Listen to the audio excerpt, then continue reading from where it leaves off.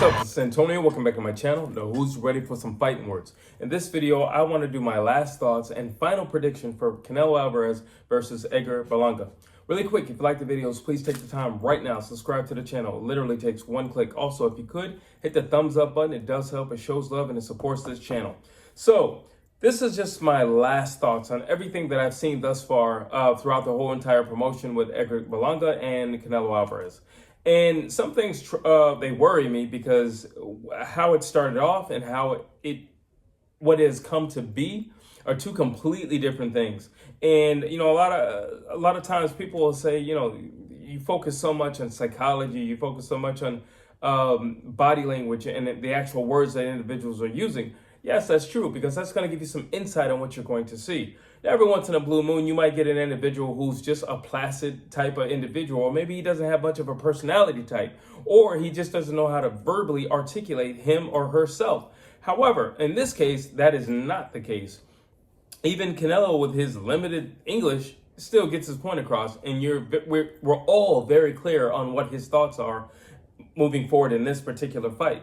While you look at Edgar Berlanga, I've seen some change. So, okay, let's go start off with, you know, what each guy said initially.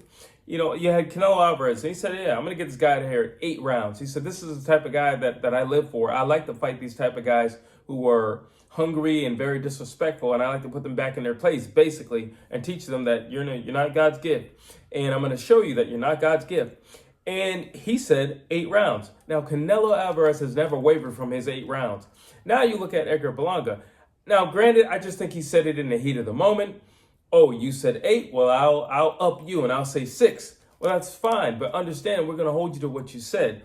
You are a knockout artist up until this point, so I'm going to take it for face value. You know, it isn't as if you don't know how to get a guy out of there or finish the guy off. So I'm going to hold you for face value. If that's what you said, that's what I'm going to go with and I'm going to believe. And that's what I'm going to be looking for once I see the fight. Now, over time, the 6 rounds has turned into, you know, it might go the distance. You know, you got to be smart for 36 minutes. It might go to distance. You know, my main thing is to win, you know, so it might go to distance. It's all about IQ in this fight.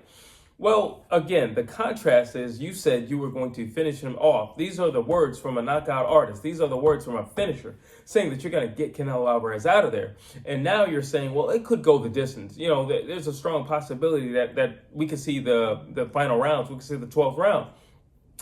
I wouldn't have a problem with that if you don't have a history of finishing guys off. And I wouldn't have a problem with that if you said that you weren't. You said that initially, and you said, well, listen, I'm just going to play it smart. That's what I'm going to do.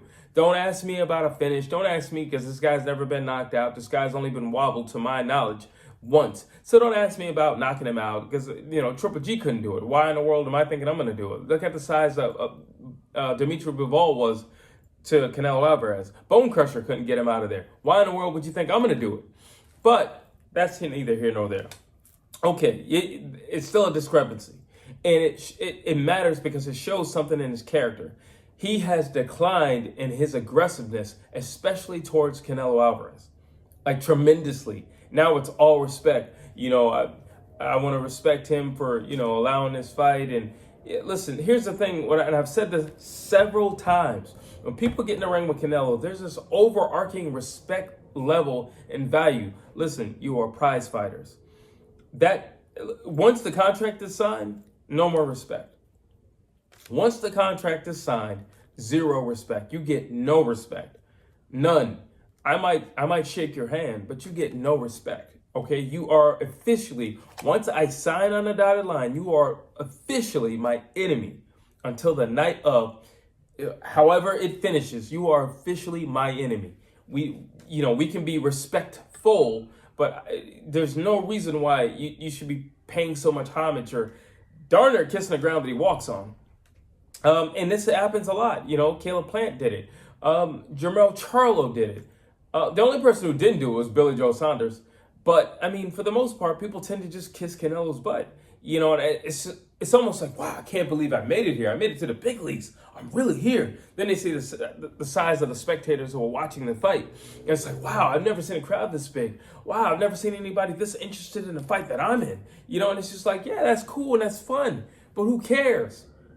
You can appreciate that after the fight.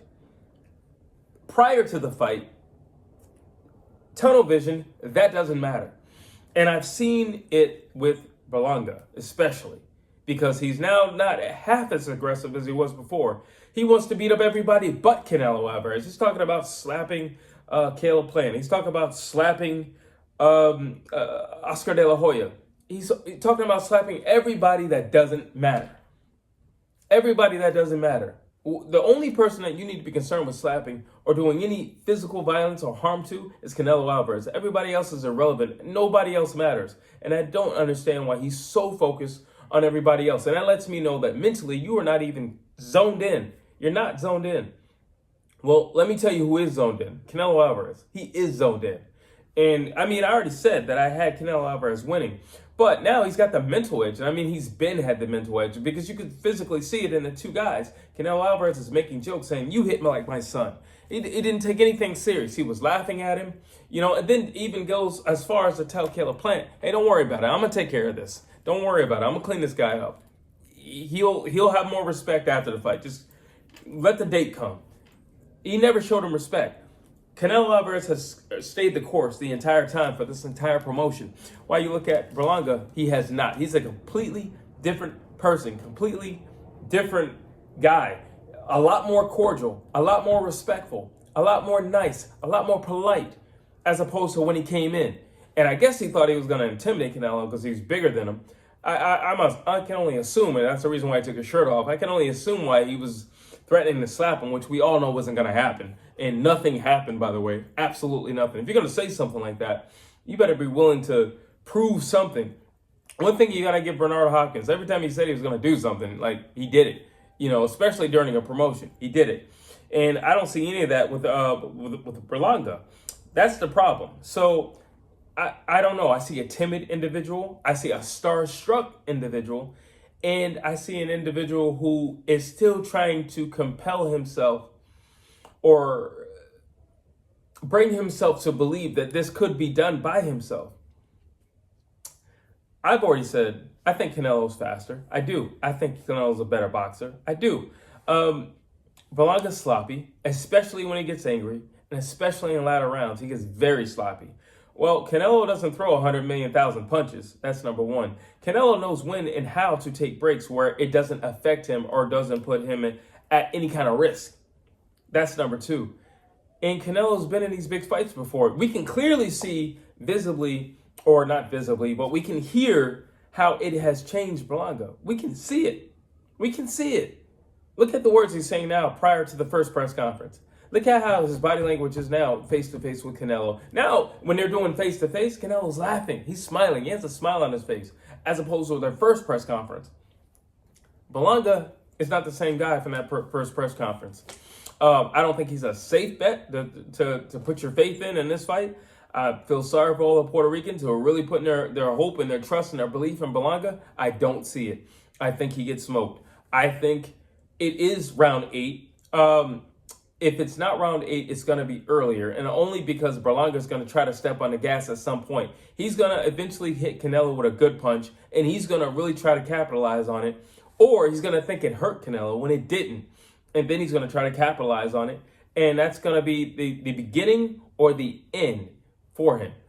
The beginning of the downfall, or just simply the end of him.